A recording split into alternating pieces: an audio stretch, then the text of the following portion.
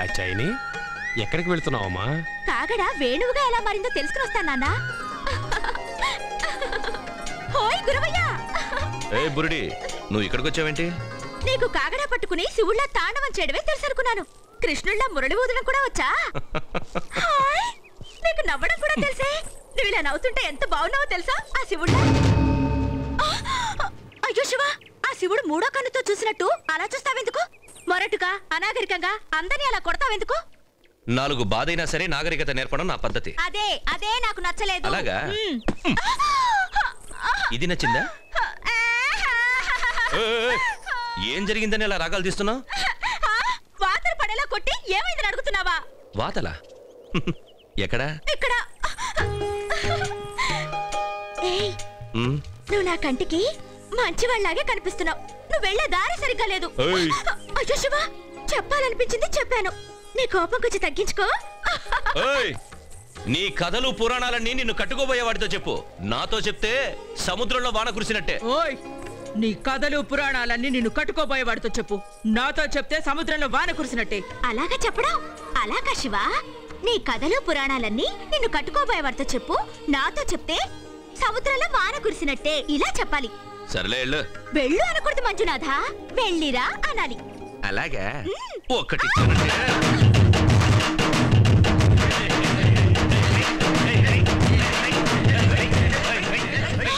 ఓం నమ శివాయ, ఓం నమ శివాయ. అటు చూడండి రా, ఎంత అందంగా ఉందో. రోజు నా కల్లోకి వచ్చి చక్కెర గింతలు పెడుతుందిరా. దాని పెళ్లి తప్పించాలని మనం ఎన్ని విధాలుగా ప్రయత్నిస్తున్నాం, అయినా దాన్ని సొంతం చేసుకోవడం కుదరట్లేదే. దాన్ని దేవదాసిని చేయటానికి అన్ని ఏర్పాట్లు చేసేశాను.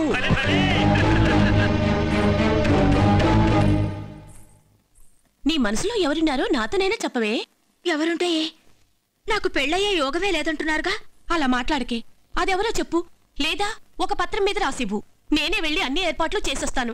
లేదంటే ఊరి పెద్దలు నిన్ను దేవదాసం చేయడానికి ప్రయత్నాలు చేస్తున్నారు కాచాని. అయ్యో మంజునాథ, ఆయన పేరు కూడా మంజునాథేనే.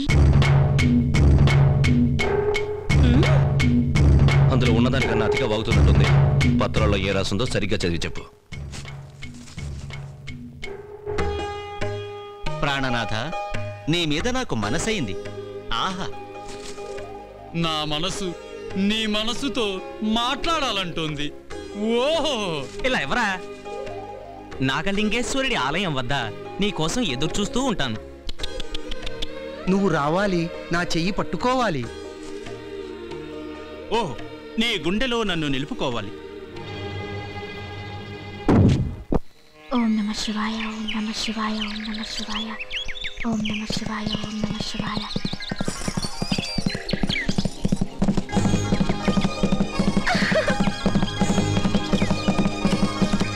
శివ, ఏ బురుడి, ఏంటి ప్రేమ పత్రాలు రాయబారాలు? పిచ్చపిచ్చగా ఉందా? ఒక్కసారి నన్ను చూసావా లేదో? ప్రేమ పుట్టుకొచ్చిందా? అయ్యో ఒక్కసారేంటి శివ, పంచాయతీలో నేను నీ మీద పడ్డాను కదా. శివాలయంలో నువ్వు నా మీద పడ్డావు కదా. చెలియేటి గట్టు మీద వేణుతో కొట్టావు కదా. మర్చిపోయావా శివ? నోర్మోయ్, అతిగా వాగావంటే గుర్రంతో తొక్కిచ్చేస్తాను. నిప్పుతో చెలగాటం ఆడుతున్నావు. నాకు త్వరగా పెళ్లి జరగాలని జాతరలో ముడుపు కట్టాను. ఆ శివుడు నా కళ్ళకొచ్చి ఏమన్నాడో తెలుసా శివ? నీ చేత ముడుముడు వేయించుకోమన్నాడు. అంతా శివుడాజ్ఞ. నువ్వేమో ఇలా అంటున్నావు. నీతో ఎలా కాపురం చేయాలో ఏమో. కాపురమా? నువ్వు నేను నీరు నిప్పు లాంటి వాళ్ళం. నీ దారి వేరు, నా దారి వేరు. మళ్ళీ పెళ్లి గిళ్ళి అంటూ నా దారి గడ్డొచ్చావో గింగిరాలు తిప్పేస్తా.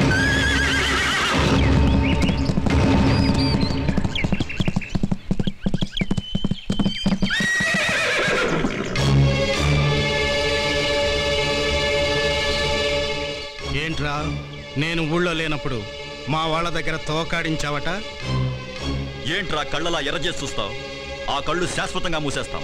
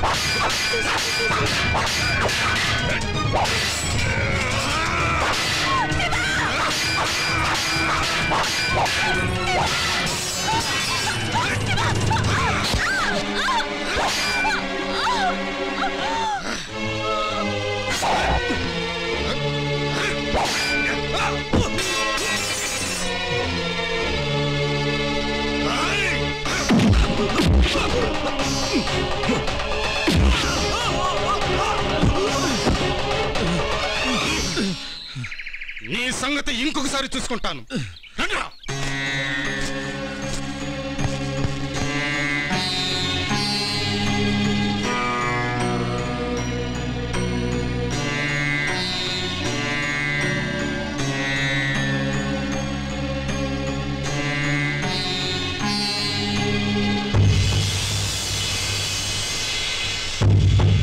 వినండయ్యా వినండి. వయసులో ఉన్న అబ్బాయి, ఏమీ తెలియని అమ్మాయి ఇద్దరూ కలిసి కొత్త కథని వినిపిస్తున్నారు. ఈ పిల్ల ఎందుకో రాత్రి అడవికి వెళ్ళిందట. ఏదేదో జరిగిందట. ఆ గొడవలో ఈ అమ్మాయికి ఇక్కడెక్కడో గాయమైందట. ఇతను ఈ పిల్లకి రాత్రంతా ఏవేవో సేవలు చేశాడట. ఎంతో జాగ్రత్తగా తీసుకొచ్చాడట. ఈ అనవసరపు వాదనలన్నీ మానేసి ఆ పిల్లని దేవదాసిని చేసిండయ్యా. 3 పూన అరకాయలు అవుతుంది. అయ్యో అంత మాట అనకండి అయ్యా. ఆ మాట అంటున్నది మేము కాదయ్యా, శాస్త్రం. చెప్పవయ్యా, నీ కూతురి పెళ్లి ఇంకా ఎందుకు చేయలేదు? ఎలా చేస్తాడయ్యా? ఆ పిల్ల జాతకంలో పెళ్ళయ్యే యోగమేలేదు. ఈ పిల్లని ఎవరు పెళ్లి చేసుకుంటారు? రాత్రంతా పరాయి మగాడితో ఉండి ప్రాణాలైతే కాపాడుకుని వచ్చింది, కానీ మానవ్ నోటికొచ్చినట్టు వాగితే తోలు ఒలిచేస్తాను. అవేవైనా నాలుగులా తాటి పట్టలా. మళ్ళీ ఎవరైనా ఈ అమ్మాయి గురించి తప్పుగా వాగారో పుచ్చలగిరిపోతాయి. ఏయ్ ఏంటయ్యా, మా ఊరొచ్చి మమ్మల్ని పుచ్చలగిరిపోతాయంటావా? రాత్రంతా ఈ అమ్మాయితో ఉన్నది నిజమే కదా? ఈ విషయం ఊరంతా డంకుడమా డంకుడమా దండోరా అయిపోయింది కదా. ఇప్పుడు ఈ పిల్లని ఎవరు పెళ్లి చేసుకుంటారు? నువ్వు చేసుకుంటావా? ఏంటయ్యా చేసుకుంటావా? మాట ఆడిపోయిందా? ఇక చాలు. పంకజం, ఇవన్నీ తీసుకెళ్ళు.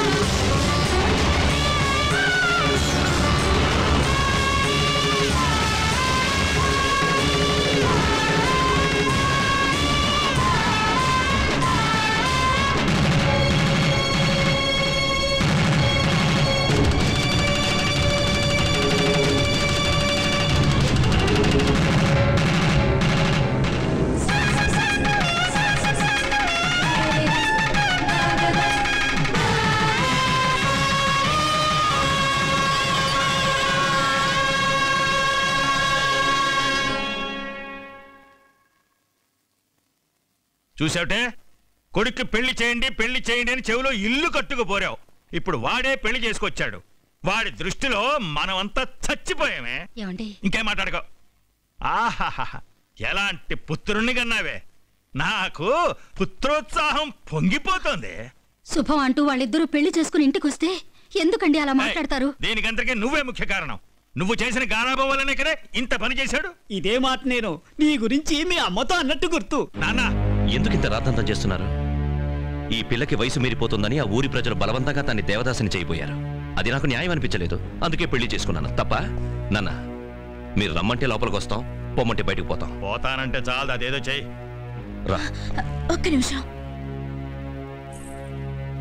మావయ్య, మీ అబ్బాయికి మంజునాథ అని పేరు పెట్టారు అంటే మీకు ఆ దేవుడి మీద నమ్మకం ఉందనే కదా అర్థం? అవును. ఆ శివుడాజ్ఞ లేనిదే ఓ చిన్న చీమ కూడా కుట్టదంటారు, అవునా? అవును. మరైతే ఆ శివుడాజ్ఞ లేకుండానే ఈ పెళ్లి జరిగిందంటారా? పడింది పాకాల గూటం. ఒకవేళ మీరు అవును అనుకుంటే ఈ పెళ్లి కూడా శివ సంకల్పం అని భావించి మేం వెళ్ళిపోతాం. ఆగమ్మా, ధ్వజస్తంభాన్ని నిలబడతావే, వెళ్ళి హారతి పట్రా. ఇదైనా శాంతంగా చెప్పొచ్చు కదండి. ముందు వెళ్ళు. లక్షణంగా ఉంది పిల్ల కదరా అబ్బాయి. సంతోషించాం.